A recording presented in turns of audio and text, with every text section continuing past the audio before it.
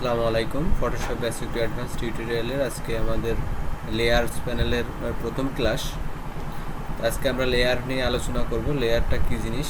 তো আপনারা সকলে দেখতে পাচ্ছেন আমি আপনাদের সামনে একটা উইন্ডো ওপেন করে রাখছি।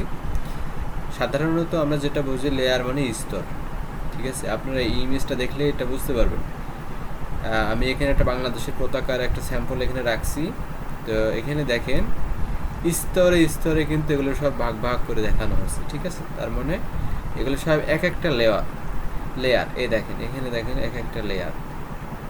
প্রথমে আছে কি আমাদের ব্যাকগ্রাউন্ড, তারপরে আমাদের একটা কালার আছে, তারপরে একটা কালার আছে, তারপরে একটা কালার আছে, তারপরে একটা শেপ আছে। তো এইগুলো হচ্ছে সবই হচ্ছে লেয়ার। তো প্র্যাকটিক্যালি আমি আপনাদেরকে লেয়ারকে এটা বোঝাবো। তো এটা আপনাদেরকে একটা ধারণা দেওয়ার জন্য জাস্ট এক্সাম্পল হিসাবে একটা ইমেজ আপনাদের সামনে ওপেন করছি। পরবর্তী ক্লাসে আমি প্র্যাকটিক্যালি দেখাবো যে লেয়ার বিষয়টা কী বা কীভাবে এটা কাজ করে। ধন্যবাদ সবাইকে।